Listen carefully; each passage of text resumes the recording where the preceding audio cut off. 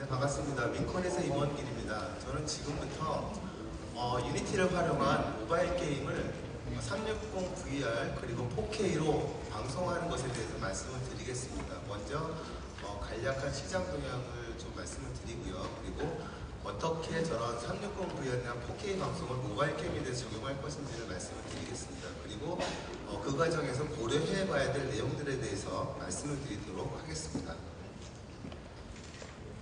간단하게 저희 회사에 대해서 소개를 드리겠습니다. 저희 회사는 2014년 10월에 창립된 스타트업이고요. 현재는 팁스 프로그램에 선정돼서 팁스타운에 입주해 있습니다. 그리고 전체 12명으로 구성되어 있고 이 중에 9명이 개발자고요. 저희의 프로덕트는 스윙과 스윙 360이 있는데요. 스윙은 게임의 방송이나 리플레이를 위한 SDK고요.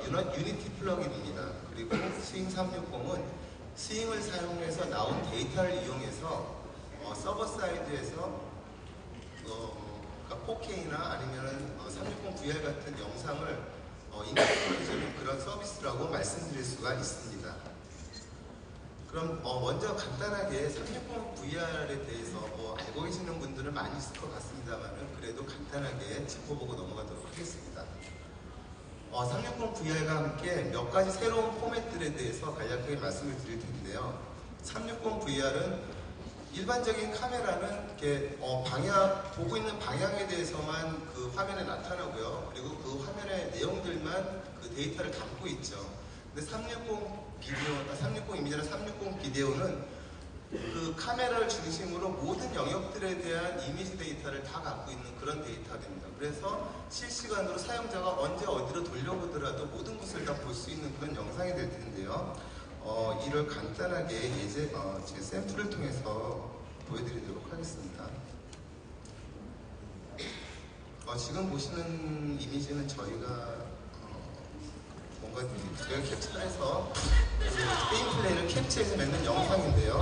지금 이렇게 그냥 볼 때는 일반적인 영상과 똑같지만 만약에 사용자가 마우스를 가지고 드래그를 하면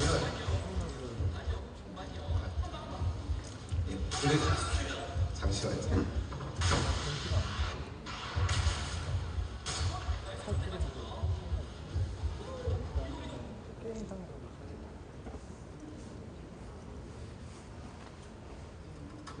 이게 제가 사용했던 PC가 아니라서 조금 동작이 좀 그런데요. 드래그를 하면 보고 싶은 대로 사실 굉장히 원활합니다. 마우스를 찍어서 돌리면 굉장히 잘 돌아가는데요. 보고 싶은 뷰를 마음대로 볼 수 있도록 하는 것이 이런 360 비디오입니다. 그래서 360 비디오 안에는 카메라를 중심으로 한 그 모든 영역이 다 담겨 있습니다.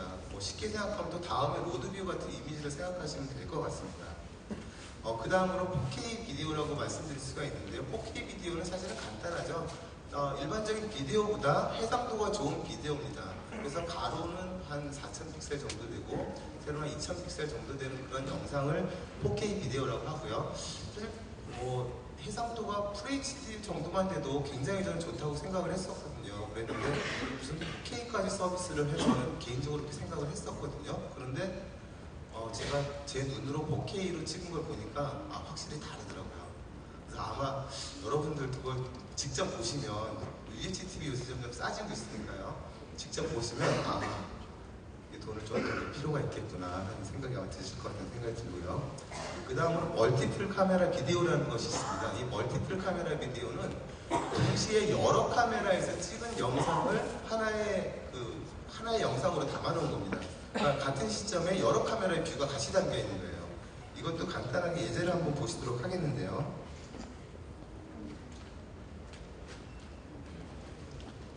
이것도 저희가 샘플로 한번 만들어 봤던 그런 건데요. 일단 이렇게 게임 플레이가 진행이 되고 있고요. 이건 이제 게임 뷰고요. 이게 유튜브에서 이런 기능을 지원을 합니다. 그래서 여기는 멀티 비디오 버튼을 눌러서 카메라를 선택할 수 있게 하는 기능이 있죠. 그러면 이렇게 뷰가 바뀌었죠. 그래서 지금은 이제 탑뷰로 보는 거죠. 이건 그냥 샘플이라고 보시면 되고요. 그래서 무슨 쇼 같은 것도 여러 카메라에서 본 것들, 스포츠 경기도 그런 식으로 응용이 될 수 있는데요. 근데 문제가 아마도 지금 보시는 것처럼 좀 이렇게 카메라를 전환할 때 조금 딜레이가 있다는 것이 좀 문제인 것 같습니다. 그래서 이제 유튜브가 예전에는 이 멀티플 카메라를 굉장히 그 전면적으로 막 뭐 어디라도 검색하면 나오고 했었는데 지금은 좀 숨겨놨더라고요. 그래서 아마도 그런 이유 때문이 아닐까라고 생각을 하고 있습니다. 그래서 간단하게 새로운 비디오 포맷에 대해서 말씀을 드렸고요. 그 다음으로 간단하게 시장 동향에 대해서 말씀드리도록 하겠습니다. 지금 보시는 그림은 아마도 굉장히 이런 세미나 같은 데서 많이 보셨을 것 같은데요. 글로벌 게임 마켓 동향입니다. 그래서 전체 시장 규모는 약 2015년 기준에서 한 90빌리언 달러, 그러니까 우리 돈으로 한 100조 정도 되겠죠. 전체 시장은 약 100조 정도 되고 그 중에서 모바일 게임이 차지하는 비중은 33%다. 그리고 전체 게임 시장도 매년 7.9% 성장하는 그 좋은 성장세를 갖고 있지만 모바일 게임은 15.9%로 그거보다도 더 높은 성장세를 나타내고 있다. 그래서 결론적으로는 제가 급히 말씀을 드렸습니다만 결론적으로는 모바일 게임은 굉장히 중요하다. 그런 내용이 되겠고요. 근데 이 내용은 제가 굳이 따로 말씀을 안 드려도 너무나 다 공감을 하고 계실 내용이라고 생각을 합니다. 그리고 그 다음으로는 게이밍 비디오 시장입니다. 게이밍 비디오 시장이라고 그러면 유튜브나 트위치 같은 걸 통해서 게임을 리플레이나 실시간 방송을 보는 그런 시장을 의미를 합니다. 그래서 이 규모는 3.8빌리언 달러 정도고, 근데 심상치 않은 것은 그 매년 성장률이 굉장히 높습니다. 그 연평균 성장률이 28% 정도라고 하면 3년 정도면 마켓이 2배 정도로 커지는 정도거든요. 그런데 이렇게 된 데에는 일단 이렇게 활발하게 이런 비디오 마켓 시장이 진행됨에 따라서 유튜브나 트위치 같은 데서도 이제 뭐 광고 수익 같은 거 뭐 그런 걸 얻을 수 있을 뿐더러 게임 개발사들도 이런 유튜브 같은데 자기네 컨텐츠가 노출되는 것이 자기네 컨텐츠를, 자기네 게임을 많이 팔게 하는데 도움이 된다는 그런 의미를 갖기 때문에 이런 시장들은 이제 그런 컨텐츠를 만들고 또 보는 사람들도 많아지고요. 물론 뭐 LOL 같은 데서 뭐 e스포츠화 되면서 보는 사람이 점점 많아진다든지 하는 그런 의미도 있을 거고 해서 이런 게이밍 비디오 시장도 점점 커지고 있다. 그리고 굉장히 높은 성장세를 가지고 있다는 걸 말씀을 드리겠습니다. 그럼 이렇게 높은 성장세를 가지고 있다고 하는 게이밍 비디오 시장에서 역시 또 굉장히 중요한 자리를 차지하고 있다고 하는 모바일 게임은 어떤 자리를 차지하고 있는지를 한번 보도록 하겠는데요. 지금 보시는 차트는 이게 글씨가 잘 보이실지는 모르겠는데요. 2014년도 유튜브에 어떤 게임이 가장 많이 보여졌는가 하는 차트고요. 그래서 1등은 뭐 마인크래프트네요. 마인크래프트가 뷰수가 제일 많고요. 근데 이 그래프에서 우리가 봐야 될 내용 중에 하나는 모바일 게임이 그렇게 중요하다고 했는데 이 차트에는 모바일 게임이 별로 없다는 거죠. 여기 보면 앵글리버드 하나 정도가 있고요. 그 마인크래프트랑 피파 같은 경우에 뭐 모바일 게임이 있기는 있습니다만 사실 비디오로 제공되는 것들 대부분은 상당수는 PC에서 녹화된 것이라고 아마 볼 수가 있을 것 같습니다. 그럼 왜 모바일 게임은 그 자기네들의 그 시장 점유율에 비해서 유튜브에서는 조금밖에 보여지지 않을까요? 기본적으로 PC는 뭐 자원이 더 좋으니까 더 화려한 그래픽도 만들고 이야기도 더 재밌게 만들고 해서 더 이렇게 볼만한 거리를 제공하는 면도 있을 거는 같습니다. 근데 그런 면이 분명히 있죠. 분명히 있는데 그런 면 외에도 또 모바일 게임은 좀 컨텐츠를 만드는데 좀 제약이 있죠. 그러니까 그 인코딩을 해야 되지 않습니까? 모바일 그 디바이스에서 게임도 하면서 이제 그게 뭐 캠코드나 뭐 그런 걸로 녹화도 하기도 이렇게 하지만 아무래도 좀 번거로운 면도 있고 게임사에서 지원도 해줘야 될 필요도 있는 경우도 있고 해서 그런 이유 때문에 좀 컨텐츠를 만들기가 좀 어렵다는 점이 좀 한몫을 하는 것 같다는 생각을 합니다. 제가 보니까 그 전문 게임 MCN 네트워크의 그 BJ분들, 크리에이터분들은 아예 선을 따로 빼서 이제 미러링을 하고 그런 식으로 하더라고요. 근데 뭐 일반인들이 그렇게 하기는 참 어려울 거라는 생각이 들고요. 그럼 이제 만드는 입장에서 모바일을 한번 봤고요. 그럼 보는 입장에서 그럼 그 게이밍 컨텐츠를 보는 입장에서 모바일은 어떨까를 한번 봤는데요. 지금 오른쪽에 보시는 그래프는 퀀트캐스트라는 미국에서 그 트래픽 조사하는 그런 기관의 자료를 제가 장표 만들기 한 달 전 거를 제가 한번 잡아온 건데요. 하늘색은 모바일이고 짙은 파란색은 데스크탑입니다. 제일 위에 유니크라고 써있는 것은 한 번이라도 트위치에 접속을 한 경험이 있는 그런 경우라고 보시면 될 것 같고요. 그래서 그 유니크 수를 봤을 때는 모바일이 한 37, 8% 정도 차지하고 있으니까 뭐 다른 아까 봤던 그런 비율이라든지 거기서 그렇게 크게 어긋나고 있지는 않은 것 같아요.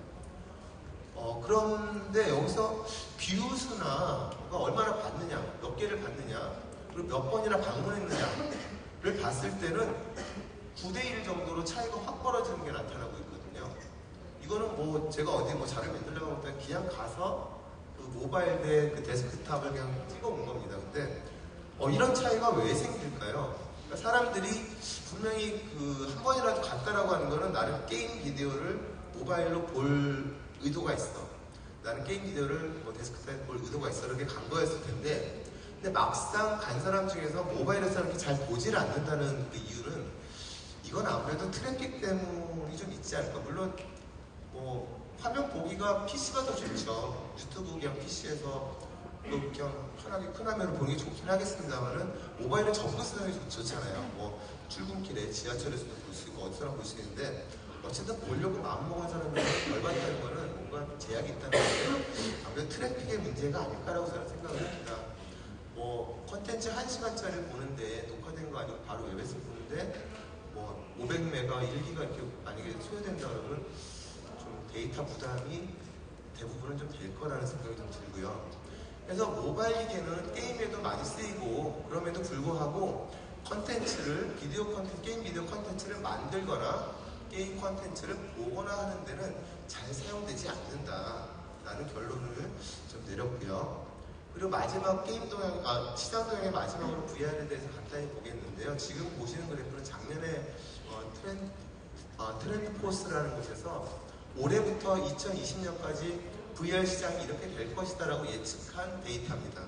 빨간색으로 보시는 것은 소프트웨어고요. 파란색으로 보는 건 하드웨어입니다. 한 10배 이상. 그래서 2020년에는 70빌리언 달러까지 거의 뭐 게임 시장 근처까지 올 정도죠. 성장할 것이라고 예측을 하고 있고요. 근데 그 중에서도 특히 그 소프트웨어 쪽이 크게 신장할 것이다라고 예측을 하고 있습니다. 그러니까 지금 사실 VR로 볼 게 별로 없죠. 사실 기계는 잘 팔려요. 오큘러스 리프트가 불티나게 팔리고 잘 팔리고는 있는데 사실 볼 게 없지 않습니까?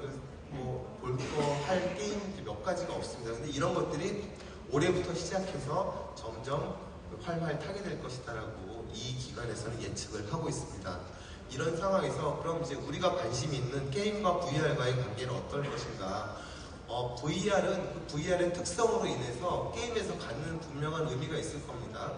그 안에서 막 내가 이 가상 현실 속에 들어있는 느낌, 그 속에서 뭐 이렇게 플레이를 하는 것은 분명한 즐거움을 줄 것 같은데요. 하지만 아무래도 VR로 게임을 하는 것은 불편함이 있습니다. 그러니까 VR은 그 특정한 그 용도는 있습니다만은 일반적인 게임을 하는 데 있어서는 그렇게 편리한 도구는 아닙니다. 왜냐하면 입력을 주기가 쉽지가 않거든요.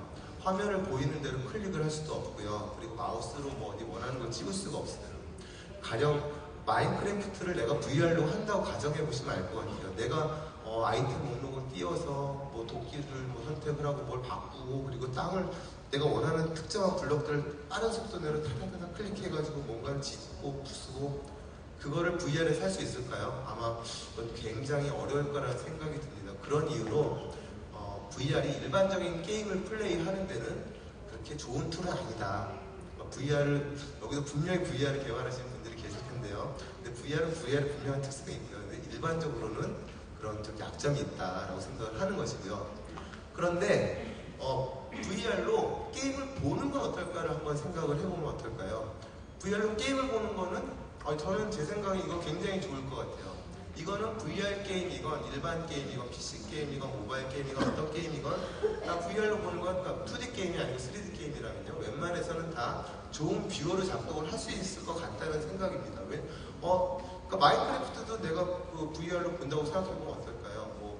그 넓은 평면에 입체감이 있지 않습니까? VR은. 그래서 저쪽에 있는 다른 뭐 유저라든지 아이템들도 멀리서 볼 수 있고요. 그리고 그리고 사용자가 하는 것만 따라보는 게 아니라 내가 뒤돌아서 사용자의 뒤에는 누가 있나도 볼 수 있고요. 그런 것들은 분명히 그 뷰어로서의 특별한 장점을 갖고 있다고 생각을 합니다. 그래서 일단은 VR이 게임과의 관계는 저희 회사에서도 그렇게 판단을 내리기로는 이렇게 보는 기기로서 더 큰 역할을 할 수 있다라고 이렇게 생각을 하고 있고요. 그럼 지금부터 본격적으로 모바일 게임을 어떻게 360 VR로 방송할 수 있을 것인가에 대해서 말씀을 드리도록 하겠습니다. 이 모바일 게임의 360 방송, 여기서 일단은 360 VR이라는 걸 한 가지 하고요.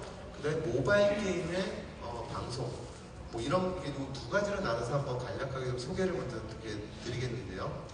먼저 360에 대해서 간단하게 설명을 드리면요. 잘 아시는 분들도 계시겠습니다만은 일단은 이렇게 처음 보시는 분들도 계시니까 다 말씀을 드리도록 하겠습니다. 아까 말씀드렸듯이 360 이미지라는 것은 카메라 주변에 있는 모든 곳에 다 캡처를 한 영상이죠. 그러니까 한 동시에 모든 곳을 다 찍고 있어야 됩니다. 그렇기 때문에 뭐 하나의 카메라로 절대 안 되죠. 그래서 그것이 뭐 어안렌즈이면 2개를 사용하는 경우도 있고요. 뭐 경우에 따라서 4개를 사용해서 4개, 5개, 6개, 20개를 사용할 수도 있습니다. 근데 가장 뭐 계산하기 쉬운 거는 6개죠. 그래서 보시는 것처럼 큐브맵에다가 지금 큐브맵이라고 해서 6개의 이미지를 찍은 겁니다. 카메라를 중심으로 위 한 장, 아래 한 장, 앞, 뒤, 좌우. 그러면 모든 곳이 다 커버가 되죠. 각을 좀 넓혀놓으면요. 그래서 지금은 카메라를 기준으로 상하, 앞뒤, 좌우를 찍는 영상이 왼쪽에 보시는 6장의 영상이고요. 이 6장의 영상을 이키 렉탱글라 프로젝션을 해서 이키 렉탱글라 맵에다가 각 픽셀들을 적당한 위치에 배치를 시켜주면 바로 그 360 이미지가 되는 것이거든요. 근데 이 이키 렉탱글라 프로젝션이라는 것은 뭐 복잡한 건 아니고요. 간단합니다. 카메라를 중심으로 봤을 때 주변에 구면을 만들고요. 그 구면을 지구라고 생각했을 때 경도에 해당되는 것, 이렇게 돌아가는 그 방향을 X축에 놓고, 그리고 위도에 해당되는 각도의 그 스케일을 Y축에다가 배치를 하면 이게 바로 이키 렉탱글라 맵이 되고요. 이 맵이 가장 360을 표현하는 데 있어서 일반적으로 사용되는 맵입니다. 그래서 이 한 장에는 이 이미지 한 장에 카메라를 중심으로 한 모든 곳의 이미지가 다 담겨있게 되는 거죠. 그래서 이런 이미지를 만드는 과정에 대해서 한번 말씀을 드리면은요. 처음에는 먼저 여러 장의 그 이미지를 찍어야 되겠죠. 먼저 찍고 이것은 방금 말씀드린 대로 이키 렉탱글라 프로젝션으로 배치를 합니다. 그리고 여기는 아까 말씀 안 드렸던 스티칭이라는 과정이 들어가 있는데요. 스티칭이라는 것은 저희 같은 게임을 녹화하는 데는 사용되지는 않고요. 실사 카메라로 그 360을 찍은 경우에는 적용이 됩니다. 실사 카메라 같은 경우에는 그 여러 개의 카메라로 찍는데 그 카메라의 위치들이 동일할 수가 없기 때문에 그리고 카메라마다 또 감도들이 조금씩 다르거나 그런 일들이 있을 수가 있기 때문에 경계면들이 좀 보일 수가 있습니다. 경계선이 보일 수가 있기 때문에 그런 선들을 없애주는 과정이 스티칭이라고 할 수 있습니다. 그러나 게임을 촬영할 때는 디지털 이미지이기 때문에 스티칭 과정은 필요가 없고요. 이렇게 하고 나면 이제 한 장의 360 이미지가 생성이 됩니다. 이 이미지를 매 프레임마다 생성을 해서 인코딩을 해서 쌓으면 바로 360 비디오가 되는 것이지요. 근데 이 과정에서 사용되는 인코딩은 일반적인 동영상 인코딩과 같고요. 이 360 이미지를 만들 때 좌안과 우안을, 왼쪽 눈과 오른쪽을 만들어서 좌우건, 상하건, 사이드 바이 사이드로 배치를 하면 바로 360 VR 이미지가 되고 그것을 인코딩하면 360 VR 비디오가 되는 것입니다. 참고로 유튜브에서 이런 360에 대해서 권장하고 있는 사양에 대해서 말씀을 드리면 기본적으로 유튜브에서는 24fps 이상이 돼야 올릴 수가 있고요. 그리고 권장으로는 4K 해상도를 요구를 하고 있습니다. 그래서 4K이기 때문에 VR인 경우에는 4000 곱하기 4000 정도, 대략 4000 곱하기 4000 정도의 사이즈로 이미지를 몇 프레임 만들어야 됩니다. 그래서 사실 굉장히 큰 일이죠. 이건 일이 좀 큽니다. 하여튼 유튜브의 권장사항은 저렇고요. 그 다음으로 이제 360을 뺀 나머지 부분이요. 모바일 게임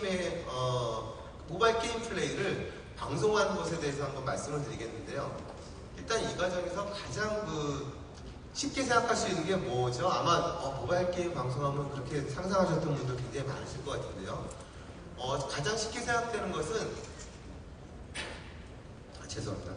가장 쉽게 생각되는 방식은 스크린을 그대로 캡처해서 동영상으로 만드는 거죠. 실제로 뭐 캠코드나 유니티, 여기 유니티의 에브리플레이도 그런 방식을 채택하고 있고요. 그리고 개발자들은 굉장히 쉬워요. 이거는 라인 몇 줄만 쓰면 다 끝나요. 굉장히 개발하기도 쉽고 한데 어쨌든 그렇고요. 그리고 또 뭐 아예 안드로이드나 iOS에서도 이제 SDK를 제공해서 그런 기능을 제공하죠. 그래서 안드로이드에서는 그걸 이용해서 또 앱들이 많이 나오고 있어요. 이런 상황에서 또 뭐 스크린 미러링으로 뭐 캡처도 할 수 있고요. PC를 통해서 캡처도 할 수 있고 여러 방법이 있는데, 근데 근본적으로 이런 스크린 캡처 방식은 아까 제가 처음에 말씀드렸던 새로운 포맷들의 비디오에는 아무데도 사용할 수가 없다는 거죠. 그 스크린 캡처는 보이는 대로 그 이미지를 만드는 건데, 360 이미지는 아까 보셨지만 굉장히 뭐 왜곡되고 꾸불꾸불한 이미지인데 보이는 이미지랑은 많이 다르죠. 그리고 가령 뭐 4K는 뭐 카메라가 4K가 되면 4K 나올 수도 있겠네요. 근데 지금은 아닌 것 같고요. 이거는 하여튼 디펜던시가 좀 있고요. 그리고 멀티 카메라 비디오는 여러 카메라로, 그러니까 게임 내 하나 장면을 여러 카메라에서 찍은 거를 다 동시에 담아야 되는데, 나의 화면에는 언제나 하나의 화면밖에 나오고 있지 않죠. 그러니 멀티 카메라에 적용이 안 되죠. 그래서 이런 스크린 캡처 방식은 그 자체가 부하가 좀 있기도 있습니다만은 이런 새로운 포맷들에는 대응할 수가 없다. 그런 내용이 되겠고요. 그리고 그 다음으로 그럼 불가능한가? 라고 했을 때 불가능하다라고는 또 얘기를 드릴 수는 없습니다. 모바일 디바이스가 계산 다 해가지고 인코딩 다 하면 되죠. 그럼 이 과정에서 고려해야 될 것을 간단히 말씀을 드리면, 먼저 모바일 게임을 녹화하는 것이기 때문에 게임 플레이에 지장을 주면 안 돼요. 그 말은 무슨 말이냐면 이제 과도한 일을 시키면 안 된다는 거죠. 모바일 디바이스에. 그리고 근데 제가 말씀드렸을 때 방송을 한다고 그러면 그 인코딩하는 속도가 리얼타임 수준의 속도가 나와야 된다는 또 그런 조건이 있습니다. 그런데 이때 해야 될 일은 굉장히 일이 많습니다. 아까도 봤습니다만 360 VR 비디오를 만들려면 가령 6장의 사진을 매 24분의 1초마다 찍고요. 걔들을 트랜스폼을 해가지고 한 장에다 담고요. 그 다음에 또 차곡차곡 쌓아서 인코딩 해야죠. 근데 그걸 또 왼쪽과 오른쪽 두 개 만들어야죠. 너무 일이 크죠. 그래서 아직은 모바일에서는 이거는 뭐 이론적으로는 굉장히 디바이스의 하드웨어가 좋아지고 소프트웨어적인 성능이 좋아진다면 가능은 하겠지만 지금으로서는 조금 요원한 일이라고 할 수가 있습니다. 그리고 뭐 저장 공간이나 전송 데이터의 문제도 있습니다. 모바일 기기에서 그걸 실제로 만들어서 방송 데이터를 만들어서 동영상 데이터를 만들어서 1분에 300메가씩 보내면서 게임하고 하는 거는 쉽지 않을 것 같다는 생각이 들고요. 그러면 이제 해결책에 대해서 뭐 또 한번 말씀을 드리도록 하겠는데요. 그 첫 번째 해결책으로 제가 말씀드릴 수 있는 내용은 인게임 리플레이, 인게임 브로드캐스팅입니다. 이 방식은 쉽게 말씀을 드리면 게임을 가지고 게임을 보는 거죠.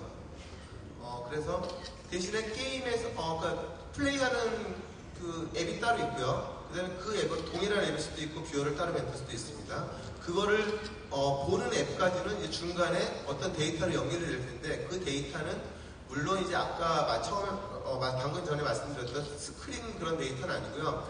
그 게임의 특성에 맞는 데이터일 겁니다. 그 데이터를 어떻게 하면 작게 잘 만들고 어떻게 하면 빠른 시간 내에 CPU를 덜 쓰면서 만들 것인가 이런 걸 고민을 해서, 근데 저희가 지금까지 검토한 거 보면 대부분 이런 식의 데이터 캡처 방식으로 저장되는 게임 데이터들은 동영상 데이터에 비하면 훨씬 사이즈는 작습니다.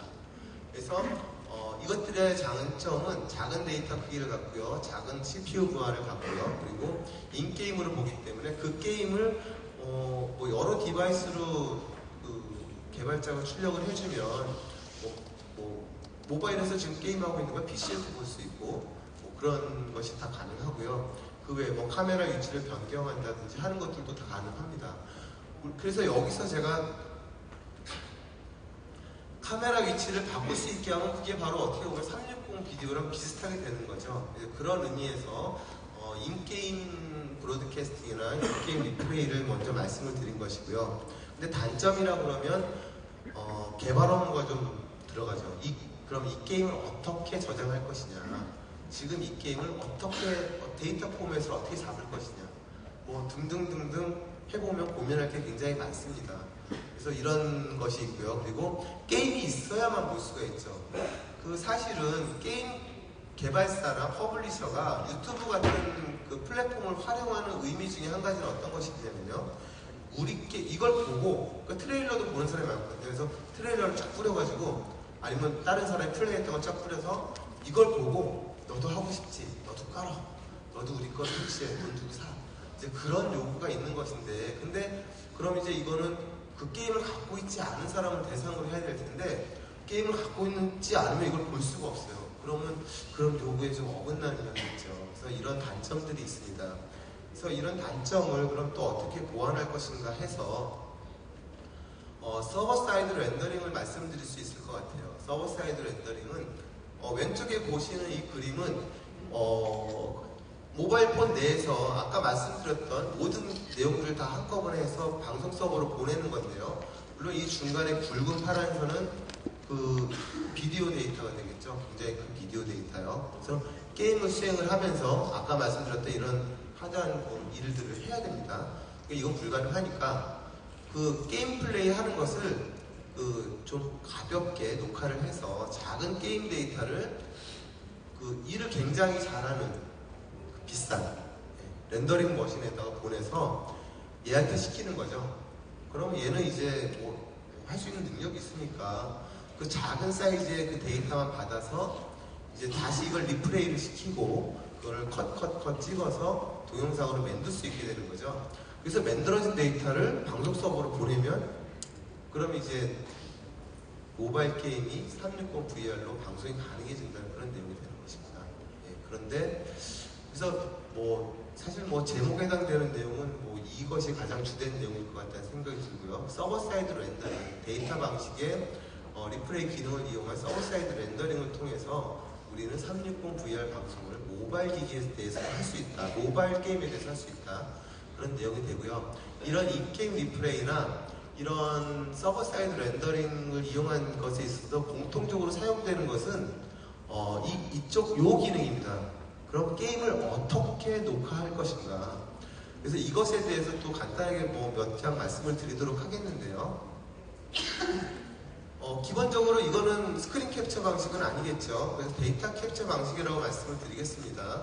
여기서 고려해야 될 사항에 대해서 간단히 말씀을 드리면요, 기본적으로 리소스에 대해서 고려를 해야죠. 아까 저희가 뭐 그 스크린 세이빙 하는 데 있어서 나쁜 점 중에 하나는, 아까는 그냥 뭐 4K나 그런 것에 뭐 제약이 있다고 말씀드렸습니다만 데이터도 크고 메모리도 많이 먹고 CPU도 많이 먹고, 물론 GPU를 통해서 합니다만 어쨌든 연산 장치를 많이 먹는 그런 문제가 있었습니다. 그래서 이런 것들을 좀 적게 갈 수 있도록 해야 될 것이고요. 그리고 너무나도 당연하겠지만 제한성이 확보가 돼야 됩니다. 그러니까 이게 너무 당연해서 왜 그런 말을 하지라고 생각하실지도 모르겠는데요. 근데 이게 그쪽 거를 고려하다 보면 이제 이런 생각을 하게 됩니다. 아까 이렇게 갔으면 이렇게 가야 되고, 저쪽으로 가서 저쪽으로 가야 됩니다. 똑같이 나와야 되는 건 당연하게 고려돼야 될 내용이고요. 그리고 multi-boss에 대한 고려도 필요합니다. 그러니까 버전이 바뀌거나 할 때 그래도 혹시 뭐 예전 버전의 컨텐츠를 볼 일이 있을 수도 있죠. 그런 경우가 있다 그러면 그 예전 것도 그대로 볼 수 있도록 해야 된다든지, 또 방송 같은 것처럼 이제 이거 처음부터 시작되는 게 아니라 중간부터 들어오는 경우 해당될 수 있는지, 그런 것들에 대한 고려가 필요할 것이고요. 그리고 저는 전체적으로 두 가지 방법으로 나눠서 말씀을 드리겠습니다. 입력을 저장하는 방식과 출력을 저장하는 방식인데요. 여기에 대해서 좀 더 구체적으로 말씀을 드리면요, 인풋 저장 방식은 결정론적 방식, 그래서 디터미니스틱이라고 말씀을 하기도 하는 디터미니스틱 메소달라지라고 얘기를 하기도 하는데요. 이 방식은 이 오른쪽 위에 죄송합니다.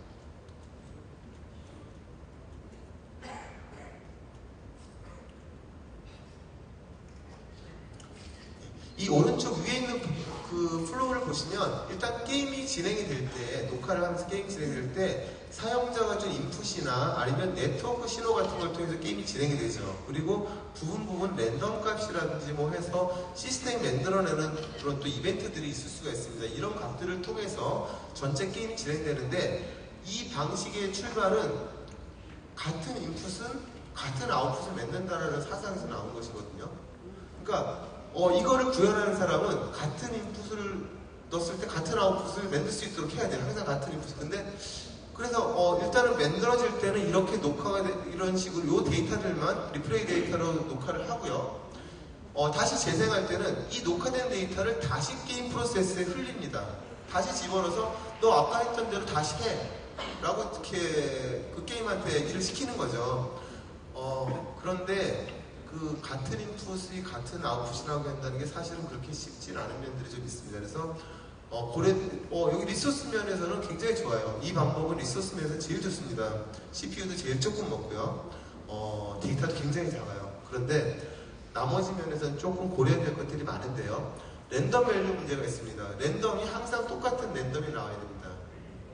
그래서 시드의 관리라든지 그런 점들이 좀 필요하고요. 내가 특별한 나는 이렇게 그 얘네들이 제공하는 항상 똑같은 틀을 따라가는 랜덤이 싫어. 나만의 랜덤 만들 거야. 이렇게 하시면 안 되는 것이고요. 그래서 그런 시드 관리가 필요하고요. 그리고 트렁케이션 에러가 쌓이는 것들에 대한 고려가 있을 수도 있습니다. 그러니까 인티저 같으면 뭐 항상 같은 결과가 나오죠. 그런데 플롯 연산을 하면 실수 연산을 하면 머신마다 컴파일러마다 다른 결과가 나올 수가 있어요. 사실 뭐 1 더하기는 2죠. 1.0 더하기 1.0이 2.0이지만 사실 1.0은 이게 어떤 데는 1.0으로 이렇게 들어간 데도 있지만 어떤 데는 0.9999998 뭐 이렇게 들어가는 경우도 있고요. 사실은 6자리겠죠, 이 숫자는.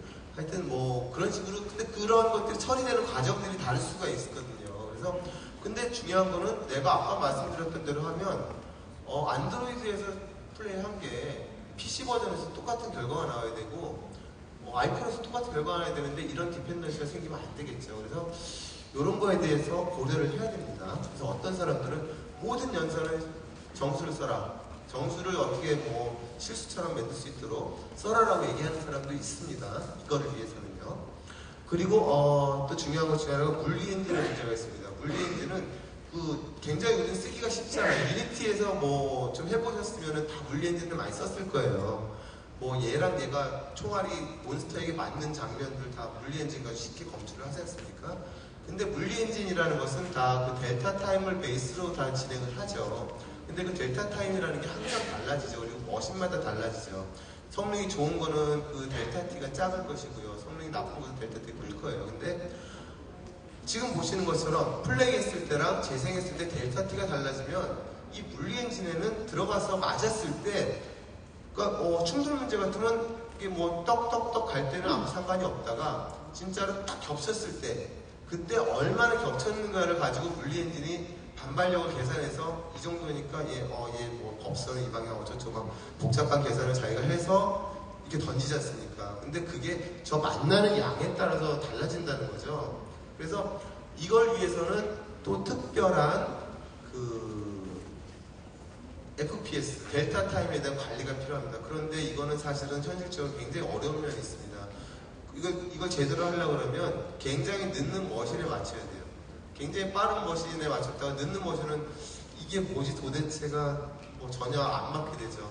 따라갈 수가 없는 걸 그렇게 강제로 따라가게 한다니까요.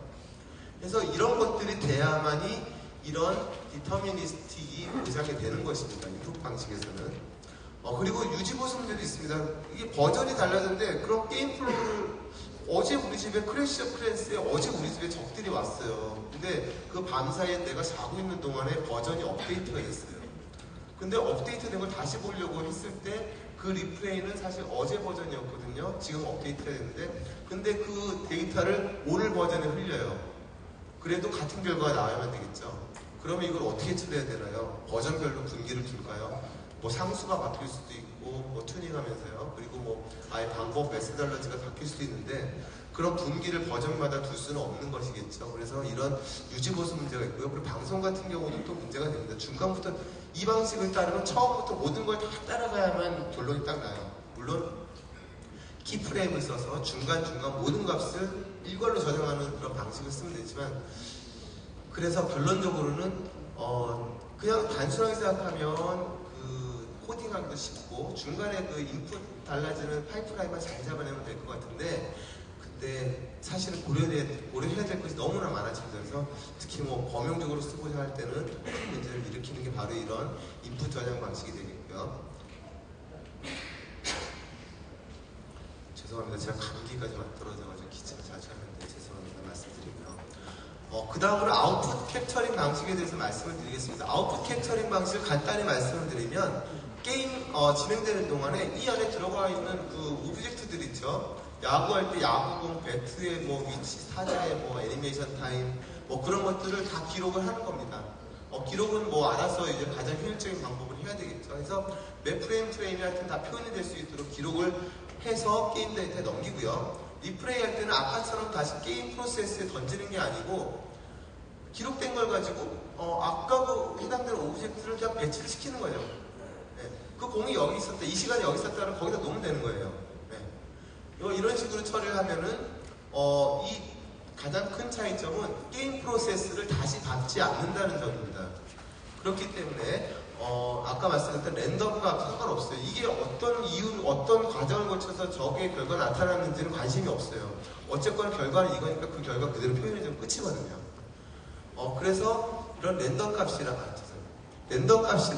뭐 이런 뭐 중간에 이 로직에 관련된 것들 피직스 엔진 다 상관이 없습니다. 피직스 엔진에 관련해서도 이렇게 델타 T가 달라졌더라도 이 파란 공이 이제 재생될 때의 시간이었는데 아까 이제 시간이 더 지나서 더 많이 겹쳐진 것을 보실 수 있었죠. 아까 인풋 방식에서는 시간이 더 많이 지나서 더 많이 겹쳐서 다른 곳으로 날아갔었는데 여기서는 그 시간대에는 그래 그럼 넌 이 시간대 어디에 있었어라는 걸 이 엔진은 기억을 하기 때문에 그 해당하는 위치를 그냥 보낼 뿐이죠. 그래서 물리 엔진에 대한 문제도 없죠.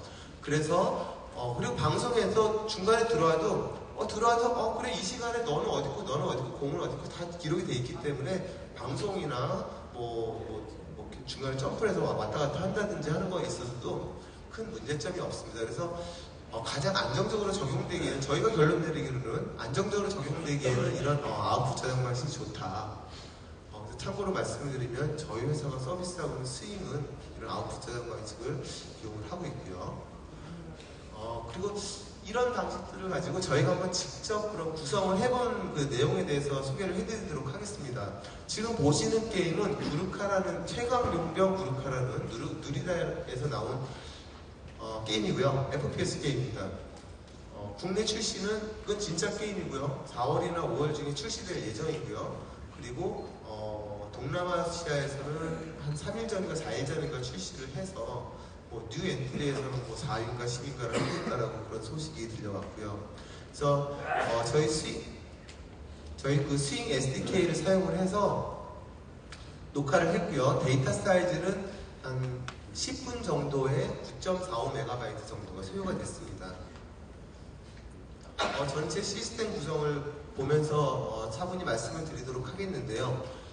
기본적으로 모바일 게임에서 플레이어가 게임을 하죠. 그러면 그 게임은 된 내용은 이 게임 데이터로 저장이 돼서 데이터 서버로 전송이 될 것입니다. 그럼 데이터 서버에서 전송이 된 것은 이것을 보고자 하는 인게임 앱으로 보고자 하는 사람들한테 전달이 되죠. 그래서 구르카가 깔려있는 다른 사람이 어떤 UI에 의해서 나는 저 BJ 누가 한다고 하니까 나 그 사람 팬이야 보고 싶어. 그 시간 딱 돼서 접속을 해서 볼 수가 있는 거죠. 게임으로. 근데 만약에 이 게임을 VR 콘텐츠로 출력을 해준다고 그러면 VR로도 볼 수가 있는 거죠. 유니티 4.0대에서도 5.0대 뭐 초반 버전까지도 이 VR 콘텐츠를 만드는 것은 사실 굉장히 쉬웠죠. 어렵지 않습니다. 해보신 분들은 아실 겁니다만 물론 더 고려할 것이 있을 수도 있겠습니다만 VR 콘텐츠를 만들려면 그냥 SDK 처음에는 그 오큘러스 SDK, 기어 VR SDK만 넣어서 어떻게 조금만 해주면 그냥 퍼블리싱만 하면 끝나요. 그리고 최근에 유니티 버전에서는 이것이 더 편해졌다고 합니다. 저희는 예전 버전으로만 해봤었는데요. 그래서 이렇게 VR용으로 빼내는 건 어렵지 않다고, 분명히 어렵진 않고요. 그러면 아까 제가 처음에 말씀드렸듯이 보는 기기로서의 VR이 활용도가 생기는 것이죠. 그래서 이 게임하는 걸 누구는 이제 게임으로 보고 누구는 VR로 볼 수가 있습니다. 그리고 이제 또 하나의 뷰어가 있는데 렌더링 서버가 또 그 게임을 보는 거예요. 그 게임 플레이를. 다운을 받아서 렌더링 서버가 다운을 받아서 다시 물론 이제 그 개발사에서 그 렌더링용 PC 버전을 뽑아줘야만 할 수 있겠죠. 그래서 그 PC 버전을 이용을 해서 다시 돌리는 거죠. 다시 수행을 시키는 거예요. 게임 리플레이를 자기가 시키면서 한 장 한 장 한 장 인코딩을 해서 그 360 VR 비디오를 만들 수가 있게 되는 것이죠. 그래서 이렇게 구성을 저희가 여기까지 실제로 해봤고요. 그리고 여기에는 그 3장의 엔비디아 카드가 사용돼서 열심히 일을 많이 했고요. 그 뒤로는 이 데이터를 이용해서 방송을 통해서 트위치나 유튜브 게이밍 등등등 서비스되고 또 이 방송 서비스를 통해서 PC에서 유튜브를 본다든지 뭐 등등등으로 활용이 가능합니다. 그런데 아직 이 노란 선들은 구현이 안 됐습니다. 왜냐하면 아무데도 이걸 서비스를 하고 있는 데가 없기 때문에 지금까지는요. 그래서 만약에 유튜브가 이런 서비스를 시작을 했다 그러면 적용을 해보려고 한번 해봐야겠죠. 네, 그래서 지금은 아직까지는 그래서 이 서버 사이드에서 저희가 동영상 인코딩을 하는 데까지 360 VR을 양안으로 만들어서 인코딩 하는 데까지만 시행을 해봤고요. 그 퍼포먼스에 대해서 말씀을 드리면 저희는 GPU로 엔비디아의 2대의 그 타이탄 X를 사용을 했고요. 그리고 한 대의 쿼드로 M5000을 사용했습니다. 이거는 그렇게 큰 사양은 아닙니다. 처음에는 타이탄 X가 사실 굉장히 퍼포먼스가 좋거든요. 가격 대비.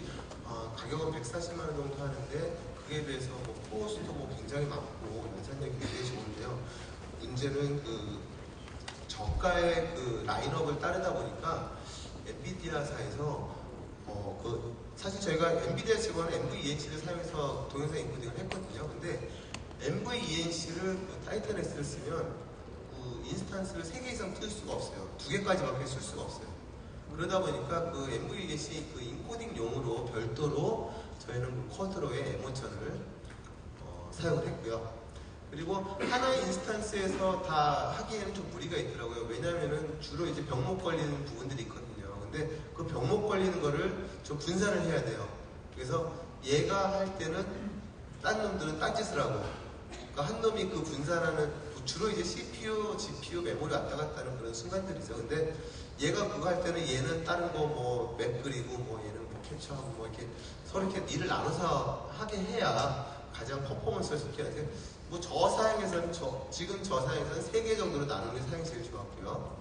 그리고 2K by 2K, 그러니까 2K 곱하기 2000 곱하기 1000 이미지를 좌, 우한 2개 만들어서 그거를 360으로 이렇게 다 이렇게 매핑해서 이렇게 렉탱글러 매핑해서 적용하는 데까지 해서 24fps가 나왔어요. 그러면 이거는 리얼타임이 되는 거죠. 그럼 방송에 적용할 수 있는 수준이 되는 것이죠. 그리고 유튜브에서 권장사항이 4K라고 해놓고 나서 무슨 니들은 2K로 했냐라고 말씀하시면 저는 이렇게 말씀드리고 싶어요. 이거는 기술의 문제가 아니고 돈의 문제다. 왜냐면 머신만 더 늘리고 GPU면 더 꽂아가지고 더 분산시키고 하면 물론 기술적으로 저희가 덜 처리된 부분이 있을 거예요. 그 부분 계산하면은 좀 더 FPS가 더 나오겠죠. 하지만 물론 지금 상황에서도 돈만 더 들이면 다 된다고 생각을 합니다. 그걸 분산시키는 거는 저는 굉장히 어렵지 않은 일이라고 생각을 하고 있고요. 그래서 지금까지 저희 어떻게 하면 그 모바일 기기의 그 게임 플레이를 방송을 할 수 있을 것인가 라는 거에 대해서 말씀을 드렸고요. 그 다음으로는 저희 회사의 민권에서의 김창희 이사님께서 이것에 관련된 저희의 서비스 스윙이라는 이름 그 서비스를 하고 있는데 이것에 대해서 마무리를 하도록 할 거고요. 그리고 나서 QA를 같이 진행하도록 하겠습니다. 감사합니다.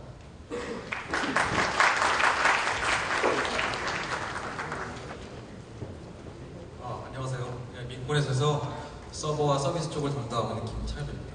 장시간 듣느라고 힘드실 것 같아가지고 남은 시간 얼마 없어서 간단하게 소개를 해드리겠습니다. 저희 제품 아까 말씀드렸다시피 스윙이고요. 그리고 이건 저희 스윙의 아키텍처입니다. 전체적인 그림인데요. 저희 스윙은 기본적으로 서버 클라이언트 아키텍처를 채택을 하고 있습니다. 저희 왼쪽을 보시면 당연히 게임이 있겠죠. 게임 서버와 그리고 게임 서버와 통신하는 그 게임 애플리케이션이 있어요. 모바일 게임일 수도 있고 VR 게임일 수도 있고 다양한 장르일 수도 있습니다. 그 게임 안에는 저희 클라이언트 단 컴포넌트인 스윙 엔진이 있습니다. 스윙 엔진은 게임 플레이를 캡처하고 재생하는 기능을 합니다. 역할을 하고요. 그 중간에 있는 여기 블루 하늘색 박스가 저희 스윙의 주요 컴포넌트가 되겠습니다. 그 중간에 있는 그 세 개의 박스가 저희 서버 단 컴포넌트이고요. 그리고 게임 플레이를 중계하고 저장하는 리플레이 서버가 있습니다. 그리고 이제 오늘 주요 주제인 게임 플레이를 비디오로 변환하는 렌더링 서버가 있고요. 그리고 마지막으로 광고 서버가 게임 플레이에 광고들을 삽입하고 있습니다. 당연히 스윙은 게임과의 통합이 가장 중요합니다. 게임과의 통합 과정은 다음과 같습니다. 개발사나 개발자가 소정의 등록 양식을 작성을 하시면 저희가 스윙 SDK를 제공해드릴 예정입니다. 스윙 SDK는 두 개의 유니티 패키지가 들어있다고 보시면 되는데요. 하나는 스윙 엔진이고 하나는 스윙 에디터입니다. 스윙 엔진은 아까 전장에서 보셨듯이 게임 플레이 데이터를 캡처하고 재생해주는 런타임이고요. 그리고 스윙 에디터는 이제 스윙 개발 환경입니다. 그래서 이 SDK를 유니티 개발 환경에 설치를 하시면 이제 본격적으로 개발을 진행하실 수가 있습니다. 가장 중요한 것은 게임을 구성하고 있는 많은 게임 오브젝트가 있을 텐데요. 그 중에서 무엇을 그리고 어떻게 녹화하겠다고 하는 사항을 저희 스윙 엔진에 알려주어야 됩니다. 알려주는 방식은 간단한 세팅일 수도 있고요. 또 경우에 따라서는 약간의 코딩을 해야 되는 작업이 있을 수가 있습니다. 당연히 게임에서 이 스윙의 기능을 노출하기 위해서는 UI가 있어야 되겠고요. 게임사에서 작업을 할 내용이 되겠죠. 그리고 마지막으로 유저 통합 과정이 필요합니다. 다양한 수준에서 통합 설정을 하실 수가 있겠습니다. 자, 이렇게 통합 과정이 끝나면 크게 세 가지 기능을 사용하실 수 있겠습니다. 첫 번째는 이제 게임 플레이 생중계입니다. 게이머가 방송 시작하기 버튼 같은 UI를 누르면 이제 게임 플레이를 스윙 엔진이 캡처해서 리플레이 서버로 전송을 하겠죠. 리플레이 서버는 지금 시청하고 있는 이제 모바일 게임으로 다시 쏴주거나 아니면 언디맨드 시청을 위해서 파일로 저장을 합니다. 시청자는 리플레이 서버에 붙어서 방송 중인 채널들이나 저장된 파일을 검색해서 선택하고 그리고 시청할 수 있겠죠. 그게 이제 하나의 기능이고요. 또 하나의 기능은 이제 서버 사이드 렌더링이겠죠. 캡처돼서 들어오고 있는 게임 플레이 데이터를 이제 비디오 픽셀로 변환을 해줍니다. 360 VR, 하이 데피니션 비디오 그리고 선택적으로 유튜브나 페이스북에 업로드를 해주고 있고요. 그리고 마지막에 이제 광고 시스템이 있는데요. 저희 광고 시스템의 특징은 그게 네이티브 오브젝트 광고라는 점이고 또 하나는 시청자 화면에만 광고를 저희가 노출시킬 수가 있어요. 그래서 캡처된 화면을 보시면 이해가 저희가 적용한 일전에 적용한 레퍼런스 게임을 캡처한 화면인데요. 유튜브에서 민코넷을 치시면 이거 동영상을 보실 수가 있어요. 그래서 좌쪽 화면은 실제 플레이어, 게임을 하고 있는 사람의 화면이고 오른쪽은 그 플레이를 받아서 시청하고 있는 시청자의 화면입니다. 이제 이 수족관 유리를 보시면 플레이어 화면은 광고가 노출이 없어서 자연스럽고 시청자 화면은 저희가 유리 앞 뒷면에 동영상 또는 사진 광고를 삽입한 걸 보실 수가 있어요. 이런 식의 광고가 가능합니다. 마지막으로 저희 이제 스윙 개발 목표인데요. 이제 첫 번째 물론 가장 중요한 것 중 하나입니다. 이제 통합 개발 편의성을 이제 높이려고 하고요. 그리고 스케일러빌티 이렇게 저희 이제 캡처 방식의 장점을 극대화시키면 좀 저비용으로 확장 가능한 시스템을 만들려고 하고 있고요. 세 번째 비디오 캠프리는 여전히 드팩토 시청 표준은 비디오이기 때문에 비디오와 이제 호환성을 좀 메꿔가려고 지금 하고 있습니다. 마니타이제이션 앞에 말씀드린 것처럼 스윙 앱을 포함해서 다양한 저희가 스윙 모델을 개발하고 발굴해서 개발사, 크리에이터 분들한테 환원하려고 부단히 노력 중입니다. 이상으로 이제 프레젠테이션을 마치겠습니다. 네, 감사합니다.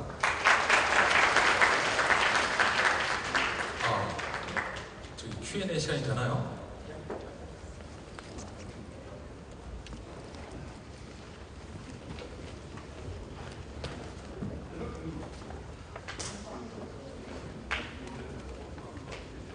저희가 저기 부스가 있거든요. 그래서 혹시 오시면은 직접 해보실 수가 있겠습니다. 네, 저기 시간이 없어서 Q&A는 부스에서 받기로 하겠습니다. 감사합니다.